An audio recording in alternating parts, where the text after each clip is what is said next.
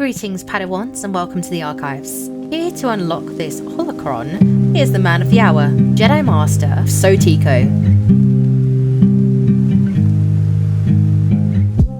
On X, and this segment is called Nuclear Hot Takes. So we're gonna just fire off hot takes that we have for Star Wars and see where we agree or disagree. Do you want to start off, MJ? Sequels aren't canon. We're gonna get into that. But I would disagree. I disagree. What about you, Van Seal? I disagree as well. The sequels are canon. Mm-hmm. Sucks, but it is what it is. Yeah, later on, MJ, we're going to be coming up with our official Archives podcast canon. So we're going to vote which books, shows, movies, etc., video games become canon and which we're going to subjugate to legends. So that's going to be very fun.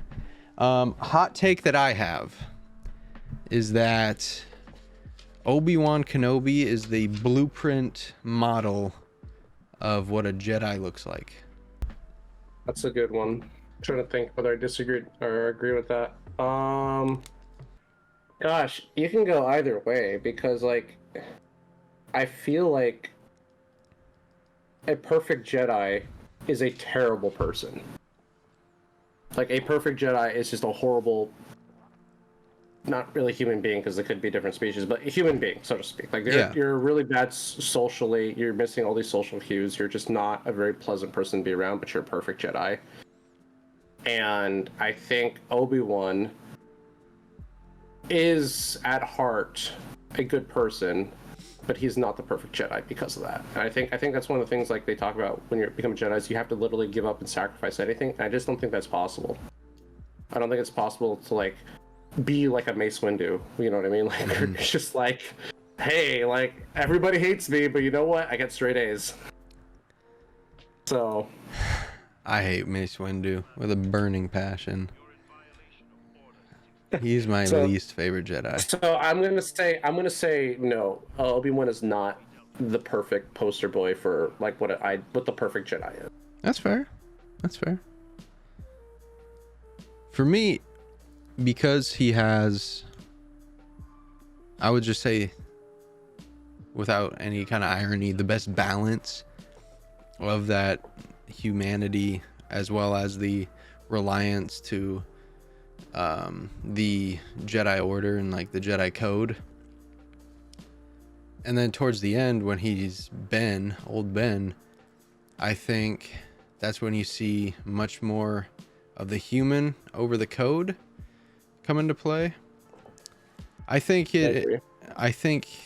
that's why, more importantly, because he's still like that Obi-Wan character, but just going about when the times change.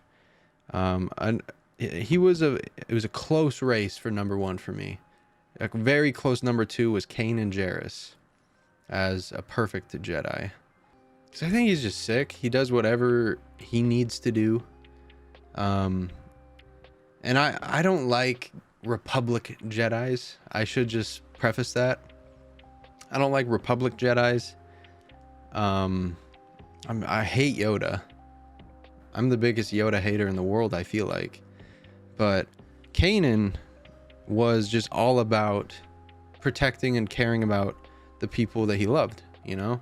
And doing the best that he could to ensure that everyone got home safely, even if it means sacrificing himself at the end of the day. So Kanan was a close number two, but for me, it was just Obi-Wan. I gotta say I put Kanan above Obi. That's fair. He was a very close number two for me. They both gave up their lives, but honestly, Kanan's was more sacrificial, whereas old Ben was just old, and his sacrifice was pushing Luke further into, Jedi. Yeah, that's a good way to put it.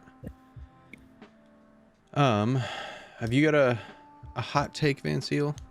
Oh yeah, I just have to open my mouth. That's not hard. Anakin was not the chosen one. In your opinion, who was? Luke. You think Luke was the chosen one? Luke became the chosen one after Anakin forfeited his right to be the chosen one. It's a very fair theory. It's a very fair theory, but with Anakin, then I feel like after Anakin fell, he no longer was considered or to be the chosen one, and that right and privilege got passed down to Luke.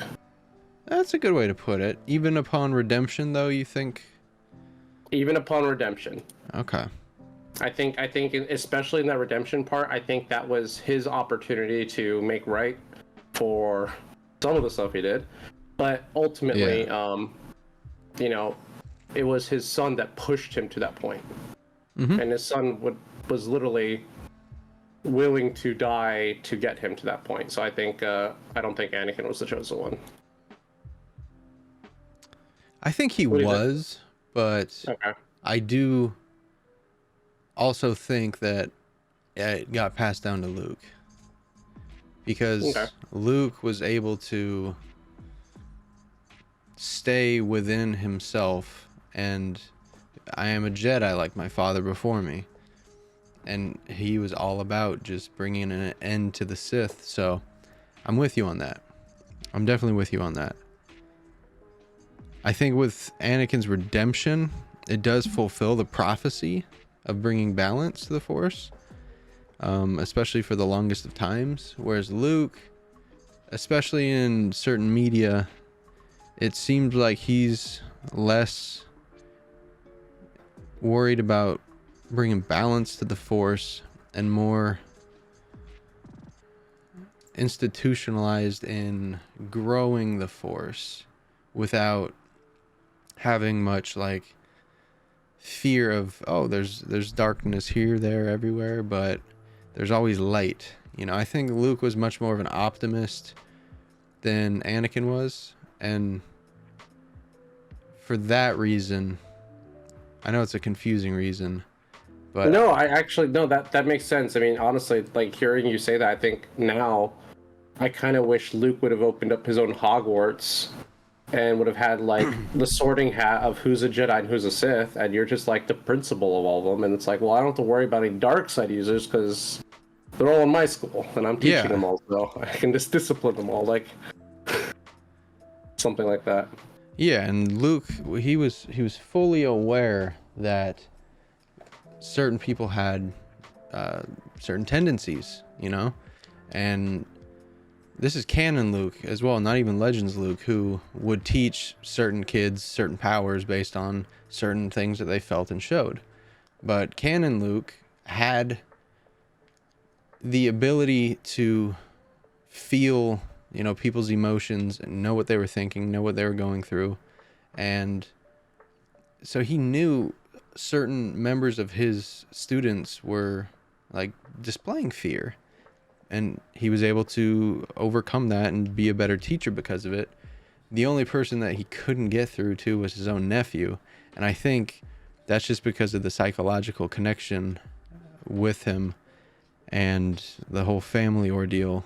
I think there was too much of a bond to kind of see through, because you only want your best for your family, and you're always going to look at your family with rose tinted glasses in that sense.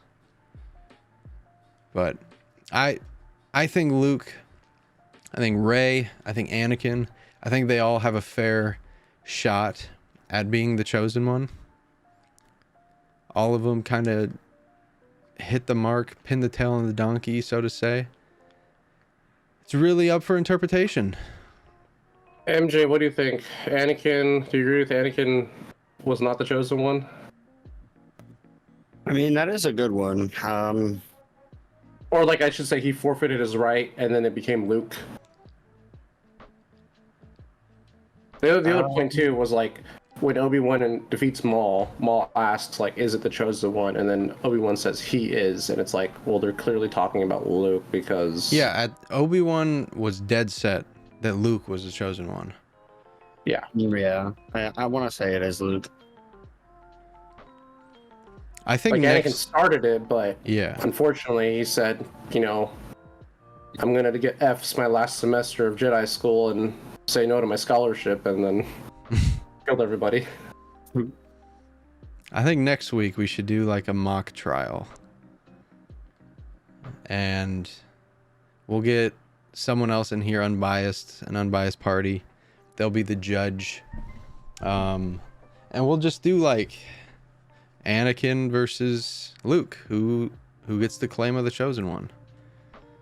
And that could really work into the Archives canon.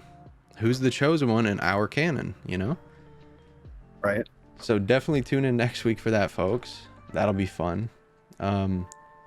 We'll decide off camera who's on whose side and who you guys bring in to help. But I think that another hot take,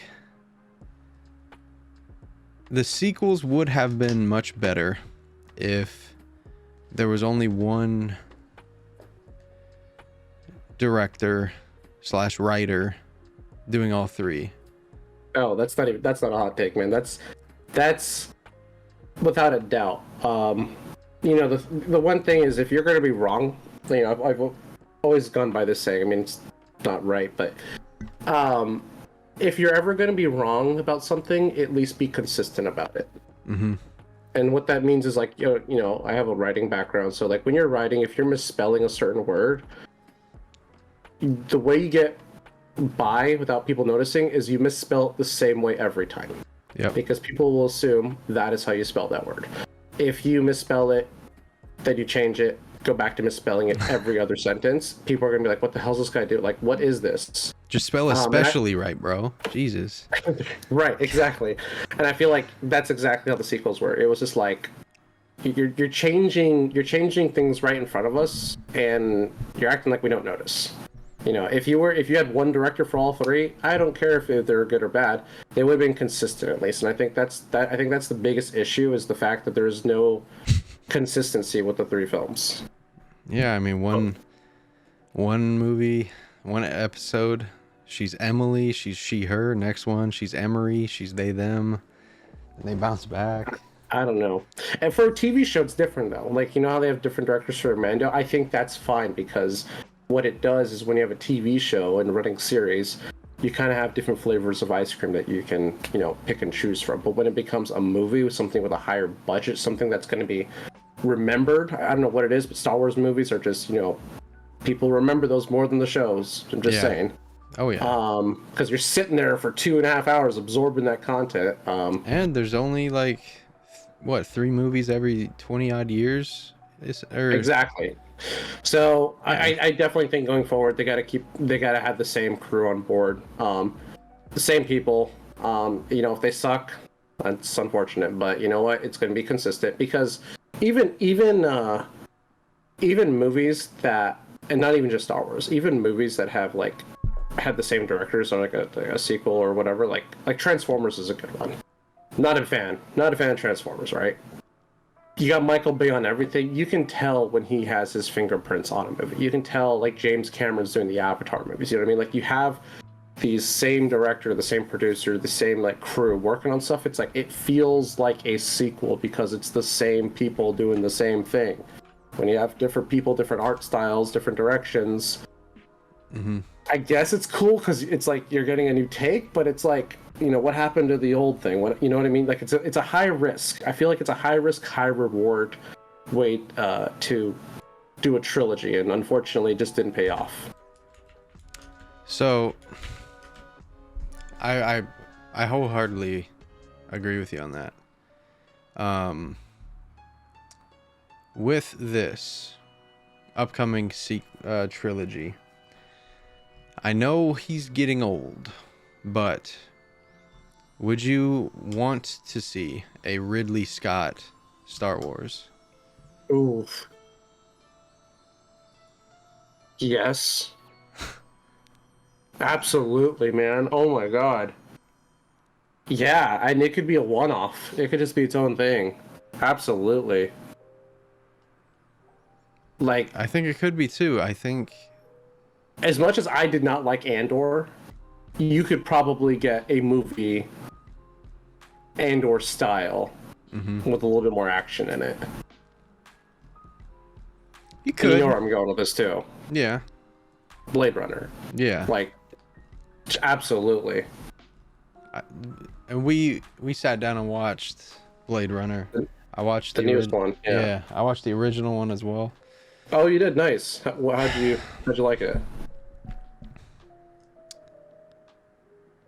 Character-wise, man, I think they were both superb. It's too tough to say which one was better, just because of how well. Ryan Gosling's different gravy. Yep. Ryan Gosling is different gravy. He's such a good actor. And I think Blade Runner was sick, and I think Ridley Scott could do a job in Star Wars for sure. He could easily do a job. And you know what's funny is I could totally see him doing a movie, a Star Wars movie. It's like, it's just a one-off. You know, let's just say it's a one-off. Yeah, of course. And I can see it selling more than the sequel trilogy. Like, I could see it being more popular than anything Disney's put out this far. What would it be though? Would it be like a Luke Skywalker type Blade Runner show? Blade Runner movie? I think Ridley Scott was going to direct it. I think you stay as far away from the Skywalkers as possible. I think you do your own thing. Yeah, I do too. I think he is such a brilliant director that give him as much freedom as he can have. Don't confine him to, you need to include Rey, you need to have the Millennium Falcon in there, you need to have 3 they thems. Don't give him guidelines. Like, just let him do what he does best, because clearly he knows how to make movies.